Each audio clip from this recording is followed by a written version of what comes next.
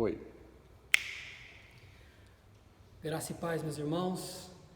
Um prazer poder nos reunirmos em torno da palavra do Senhor e pedirmos graça ao Senhor para meditarmos em Sua palavra, aplicarmos a Sua palavra à nossa vida, principalmente nesse momento tão difícil que atravessa a nossa nação, especialmente também aqui a nossa cidade. Eu creio que a palavra é suficiente para as nossas vidas, inerrante, infalível, e nela devemos ancorar a nossa fé e a nossa esperança. Convido você a abrir a sua Bíblia, carta de Paulo aos Romanos, capítulo 5, onde Paulo vai abordar a questão da justificação, a salvação, de como Deus nos justificou. Um capítulo maravilhoso dessa carta de Paulo. Convido você a fazermos a leitura. O texto nos diz assim: portanto, uma vez que pela fé fomos declarados justos, temos paz com Deus por causa daquilo que Jesus Cristo, nosso Senhor, fez por nós. Foi por meio da fé que Cristo nos concedeu esta graça, que agora desfrutamos com segurança e alegria, pois temos a esperança de participar da glória de Deus. Também nos alegramos ao enfrentar dificuldades e provações, pois sabemos que contribuem para desenvolvermos perseverança. E a perseverança produz caráter aprovado, e o caráter aprovado fortalece nossa esperança. E essa esperança não nos decepcionará, pois sabemos quanto Deus nos ama, uma vez que Ele nos deu o Espírito Santo para nos encher o coração com seu amor.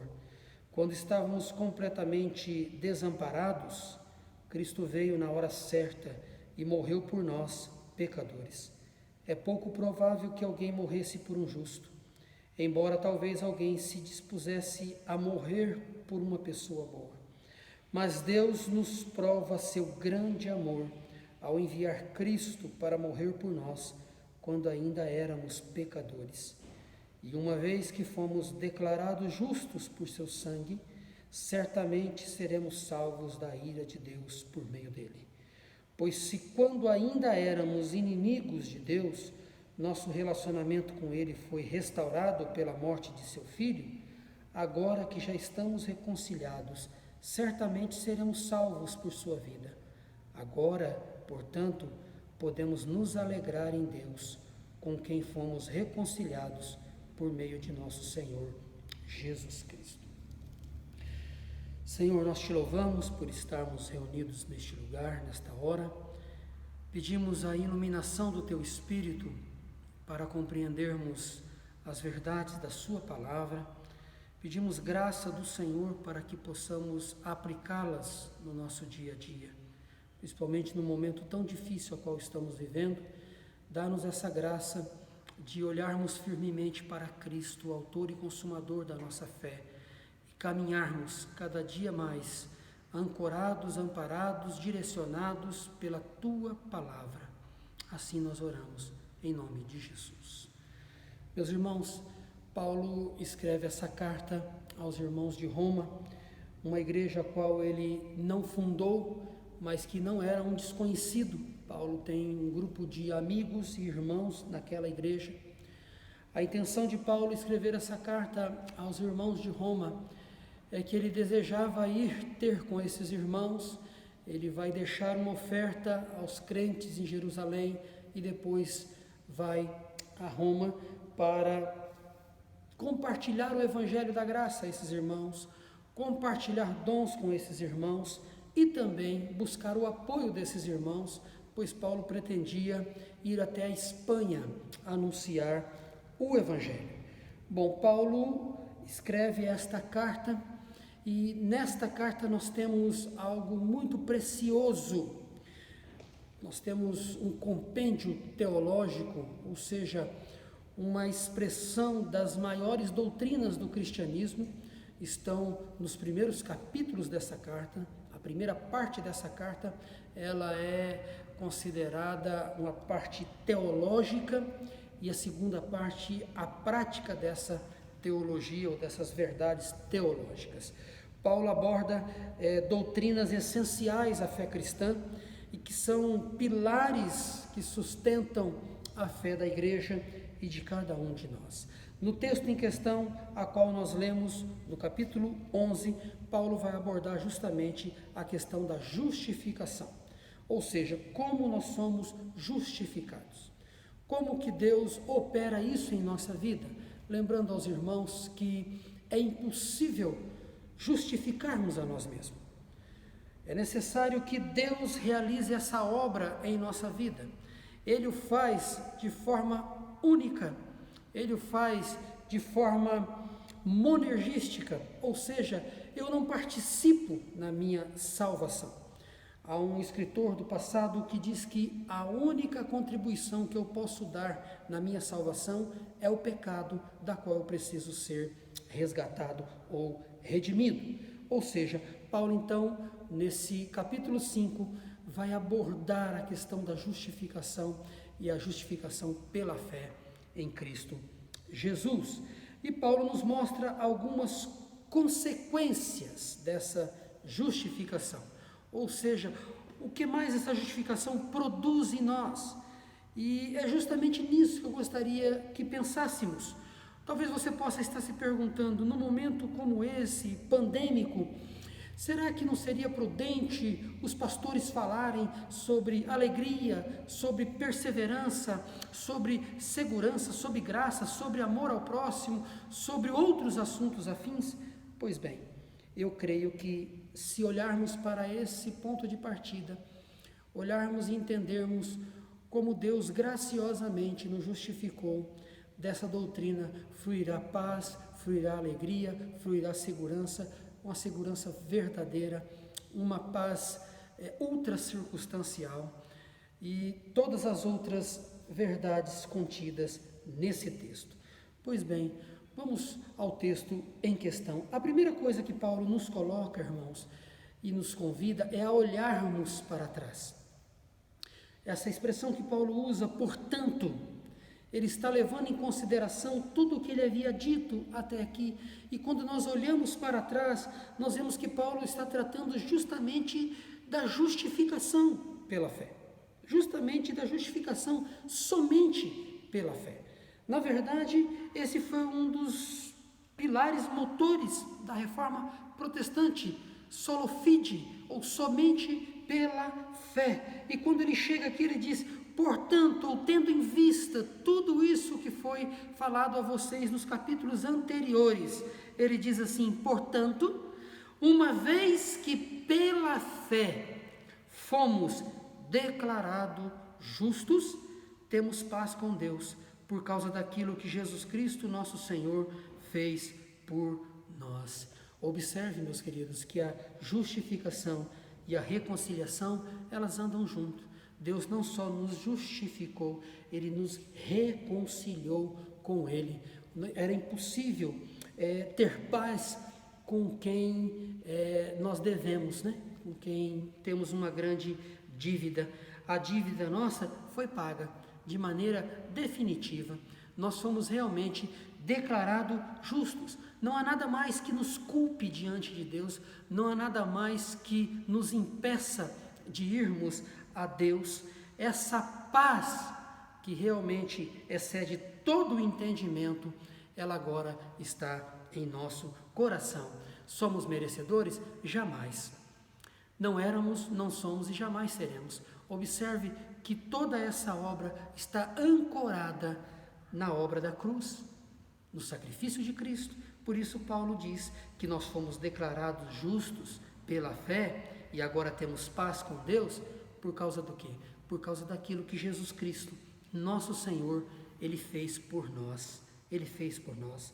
Um texto correlativo, eu vou fazer uso disso, que nos diz que nos revela que uma vez que temos paz, desfrutamos de comunhão, né? Hebreus nos diz: tendo, pois, irmãos, ousadia para entrar no santuário, por meio do quê? Por meio do sacrifício ou do sangue de nosso Senhor Jesus Cristo. A paz é fruto da justificação. Sem justificação não existe paz verdadeira. Sem justificação não há segurança verdadeira.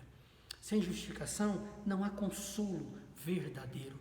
Nós podemos desfrutar de paz circunstancial, que as coisas nos dão, que as circunstâncias podem nos proporcionar, que recursos podem nos dar, mas essa paz é transitória.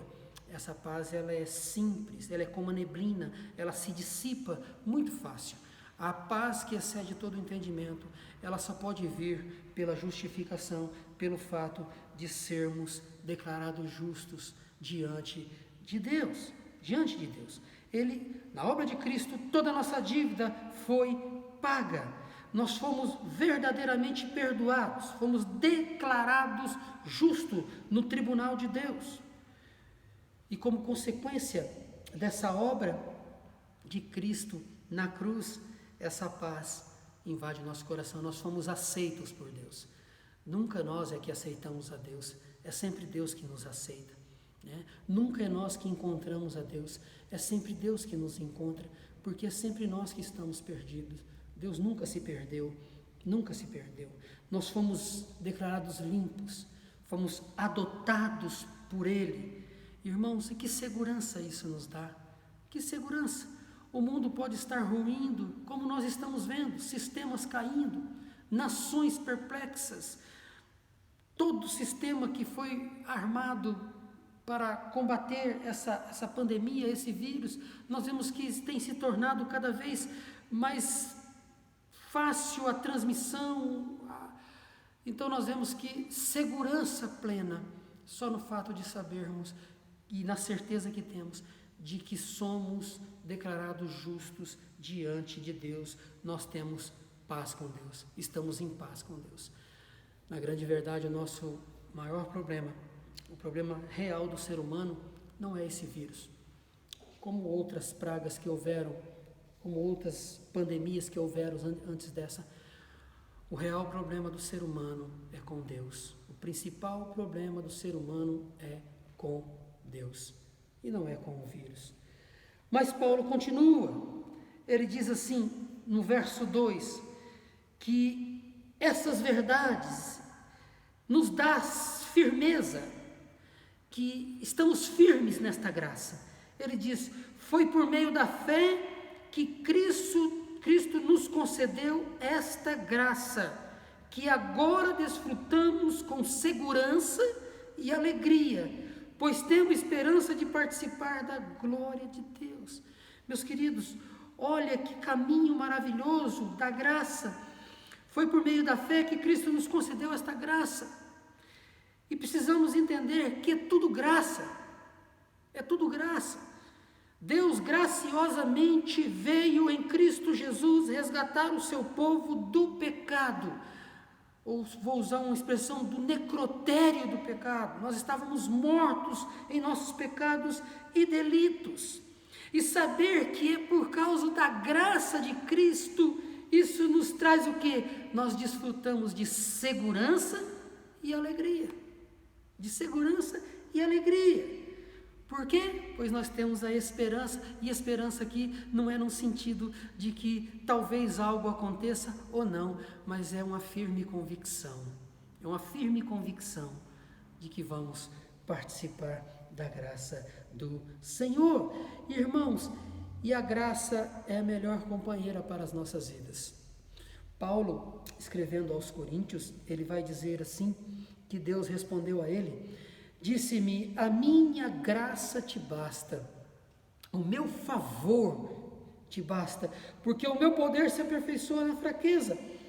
De boa vontade, pois, me gloriarei nas minhas fraquezas, para que em mim habite o poder de Cristo. Observem que não é negar o momento que nós estamos vivendo, mas é saber que para este momento Deus nos concederá a graça necessária. É descansar, é nos alegrarmos, é sermos consolados por essa graça, meus irmãos. E, na verdade, quem é essa graça? A graça não é uma força, a graça não é uma energia, a graça é uma pessoa. A graça, a manifestação da graça de Deus se chama Jesus Cristo. Cristo é a graça de Deus encarnada.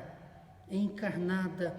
O Filho é a personificação da graça de Deus, é a manifestação dessa graça às nossas vidas.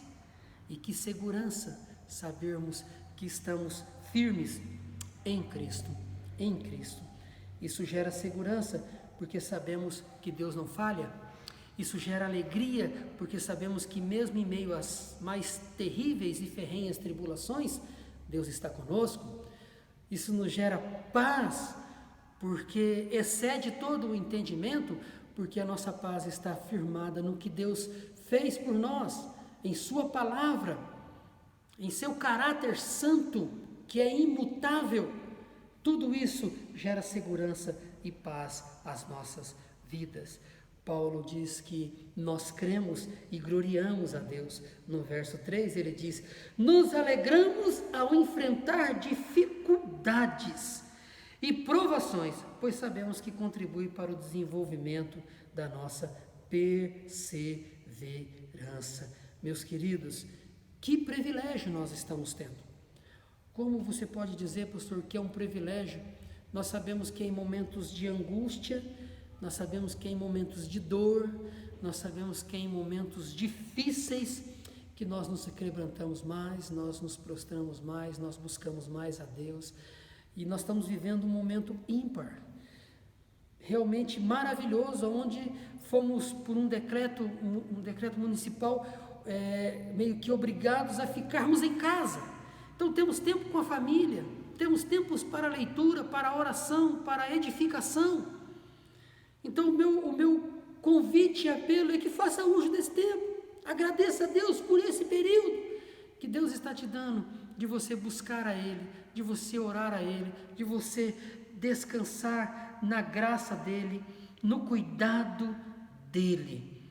Jesus nunca falou na palavra que nós não teríamos dificuldades. Se você está ouvindo um evangelho que rejeita toda e qualquer dificuldade, esse não é o evangelho de Cristo, pois Ele mesmo afirma que nós teríamos aflição. Ele diz: eu tenho vos dito isto para que em mim, nele, tenhais paz. Ele diz: no mundo vocês vão ter aflições, mas tem de bom ânimo, eu venci o mundo. A nossa paz não é produzida por estas circunstâncias que estão sobre nós, mas a nossa paz está centralizada em Cristo. Ele diz: estou dizendo isso para vocês, para que em mim vocês tenham paz. Em mim vocês tenham paz. Observe, meus irmãos, que nós precisamos ter convicção no plano de Deus, na graça de Deus, e sermos aperfeiçoados pelo sofrimento, é entendermos que nada fugiu do controle de Deus, ou seja, Deus continua reinando, Deus continua governando todas as coisas, e há um propósito de Deus, para cada um de nós, com o sofrimento, com os momentos de adversidade, nós precisamos estar atento a isso, pois Jesus nunca nos ensinou uma vida sem aflição. Há um escritor do passado que diz o seguinte: Deus tem apenas um filho sem pecado, mas nenhum sem aflição. John Bunyan afirma que o povo de Deus é como sinos. Quanto mais forte lhes baterem, melhor será o som. Então, não se iluda. O sofrimento faz parte da vida cristã. Mas em meio ao sofrimento, nós descansamos nessa graça, nos alegramos nessa graça e com perseverança caminhamos para a glória de Deus. Paulo continua. Ele nos fala da certeza do amor de Deus. E olha o que ele diz: e essa esperança, se referindo ao que ele disse anteriormente no versículo, e essa esperança não nos decepcionará, pois sabemos quanto Deus nos ama, uma vez que Ele nos deu o Espírito Santo para nos encher o coração com o seu amor.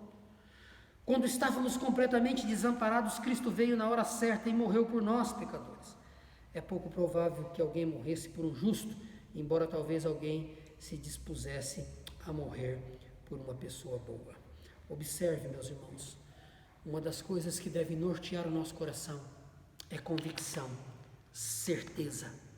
Deus nos ama, Deus nos ama, e é impossível passar e viver todos os momentos da nossa vida, não só esse momento difícil, mas todos eles, sem a convicção do amor divino, sem o auxílio de sua graça, sem as orientações e a presença do Espírito Santo. Se não fosse isso, nós já havíamos desistido.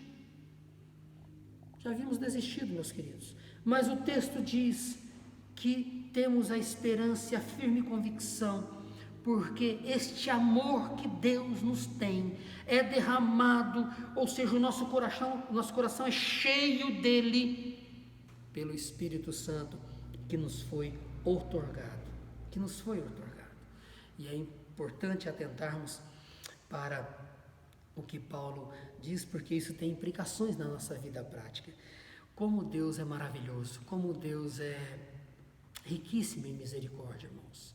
Como Deus é riquíssimo em misericórdia, como Deus tem preservado o seu povo, como Deus tem dado graça, como Deus tem enchido o nosso coração com a certeza de seu amor. Quando Paulo escreve aos Efésios, ele diz assim: mas Deus, que é riquíssimo em misericórdia, pelo seu muito amor com que nos amou, estando nós mortos em nossas ofensas, nos vivificou juntamente com Cristo, pela graça sois salvos.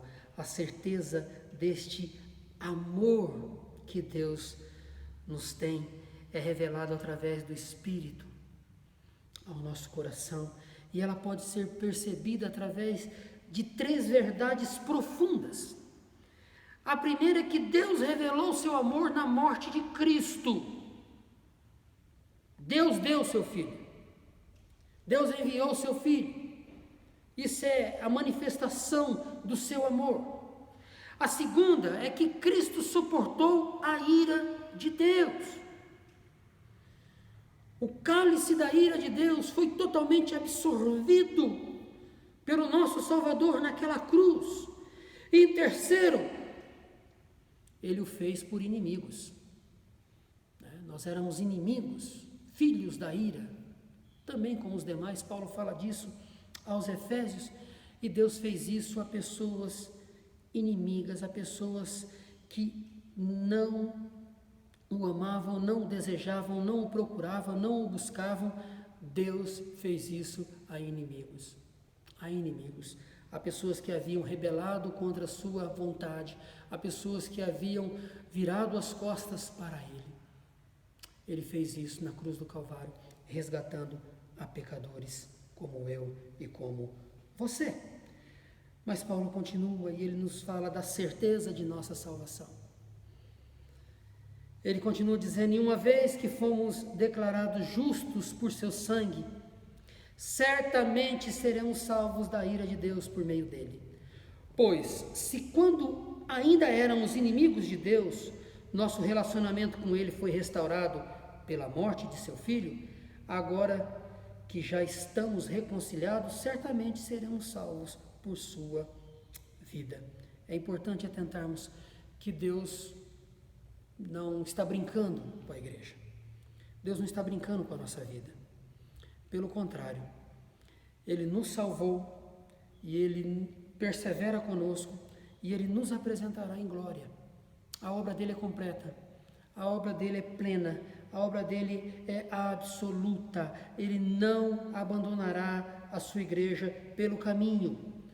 Se Deus fez o que era mais difícil, vamos pôr assim, né?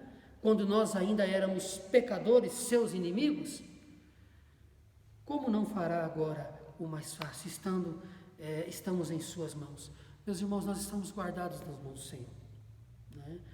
Em todos os momentos de nossa existência. O próprio Senhor Jesus, no Evangelho de João, diz: e dou-lhes a vida eterna e nunca hão de perecer, e ninguém as arrebatará da minha mão. Se formos livres da condenação do pecado, também seremos livres da ira de Deus. E que ira é essa? É a ira contra a sua santidade. Haverá um dia em que Deus reservou para julgar todos por terem se rebelado contra a sua vontade, contra a sua palavra, contra a sua santidade. Esse dia Deus despejará a sua ira contra aqueles que não se encontram escritos no livro da vida. E nós seremos livres dessa ira, vindoura. E isso é segurança para nós. Em saber que Deus, por sua graça, nos declarou justo, nos salvou por meio de Cristo, através do seu sacrifício, nos deu restauração, comunhão, e saber que nada pode nos separar deste amor, que somos dele, estamos nele. Isso é maravilhoso. Isso é maravilhoso. Saber que nem a vida, nem a morte ou nenhuma outra criatura pode nos separar do amor de Deus que está em Cristo Jesus, como Paulo vai afirmar no capítulo 8. Isso é maravilhoso. Isso é maravilhoso. Sabemos que esse momento passará. Sabemos. E sabemos que, se for pela graça de Deus e pela vontade do Senhor, nós também o passaremos. Mas se não, nós estamos guardados em Cristo. Nós estamos guardados em Cristo.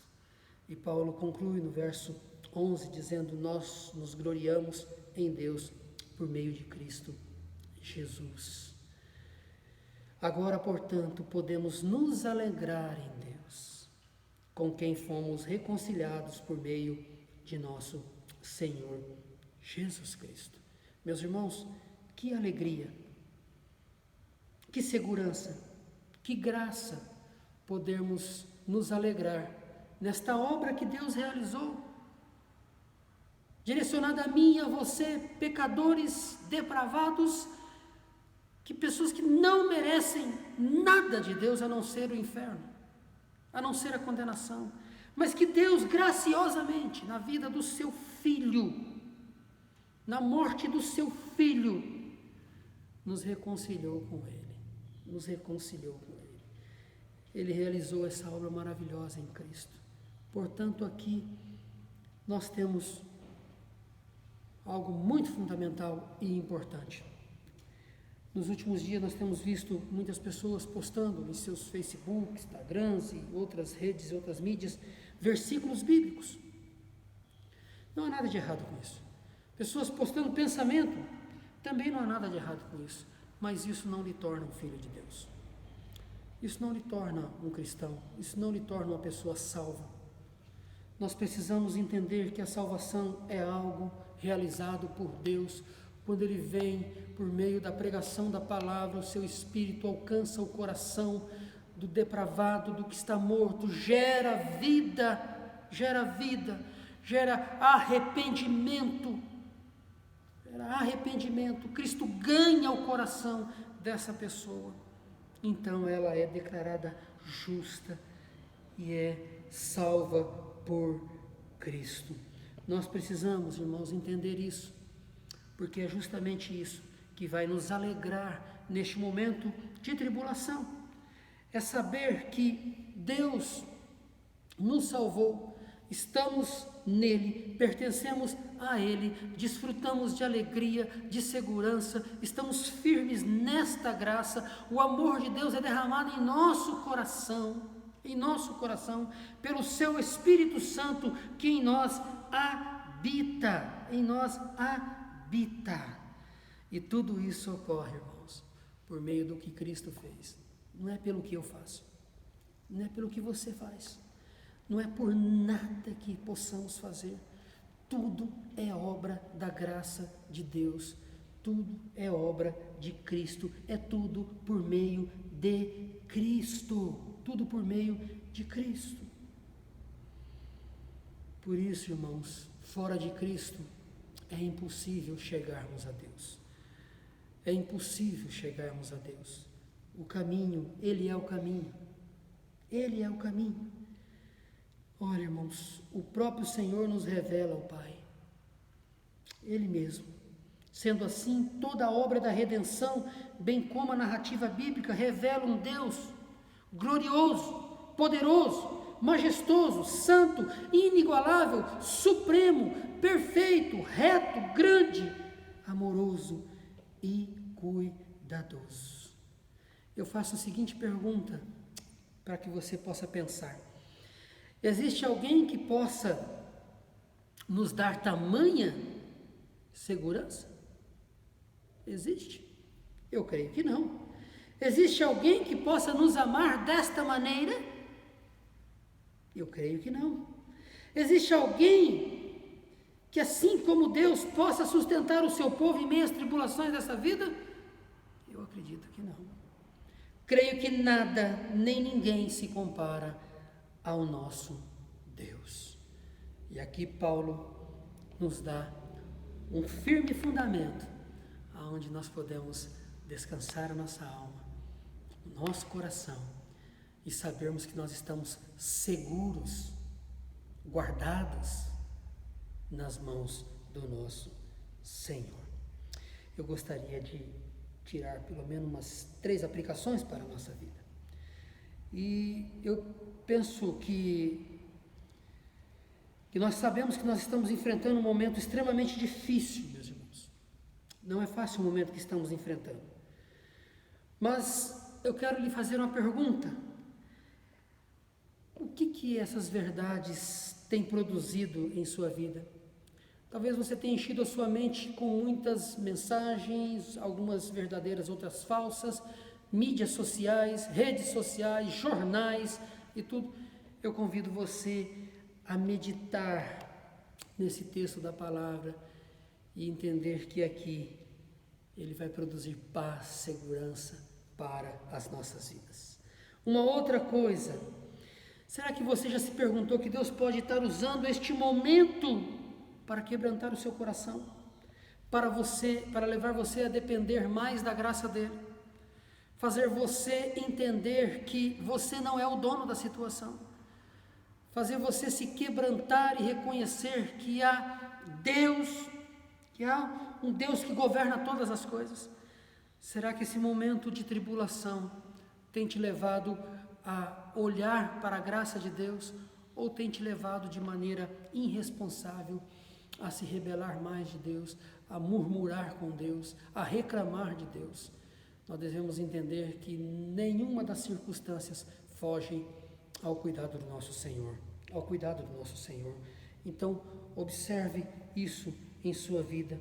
E uma outra coisa, você já parou para refletir e perceber o cuidado de Deus para com a sua vida, justamente nesse momento? Deus tem preservado, Deus tem cuidado, Deus tem amparado, Deus tem sido consolo, Deus tem dirigido tanto a história e a circunstância. Ele é Deus. Que possamos crer nessas verdades, meditar na palavra do Senhor, descansar em sua soberania e de maneira responsável respondermos a esta graça que tem sido revelada na pessoa do nosso Senhor e Salvador, Jesus Cristo. Que Deus nos ajude e nos conceda graça. Vamos orar. Senhor, nós te louvamos e te agradecemos por esta palavra. Te louvamos, Senhor, porque o Senhor é Senhor sobre todas as coisas. Não há nada que fuja ao teu controle. E não há nada que aconteça sem a sua permissão. O trono nunca esteve vazio e continua ocupado por sua pessoa. O Senhor reina absolutamente sobre todas as coisas, sobre tudo. O Senhor é Deus. Ó Deus, nós te agradecemos, porque em todos os momentos a sua palavra é amparo para nós. Ela é vida para nós. Ela nos dá instruções de como podemos glorificar o teu nome em meio às mais adversas circunstâncias. Por isso, conceda-nos a graça de aquietarmos o nosso coração, de ouvirmos, atentarmos, olharmos para o Senhor, para que possamos passar esses dias, esses meses, de maneira que o teu nome venha a ser glorificado, Senhor. Não há nada, essa praga não pode nos ocultar da sua presença. E ela também não pode nos alcançar sem que assim o Senhor permita, se for da sua vontade. Oramos pela nossa cidade, oramos pela nossa nação, oramos pelo mundo que sofre por esta praga, Senhor. Que o Senhor nos conceda a graça de nos voltarmos para o Senhor a cada dia mais. Assim oramos em nome de Jesus. Amém.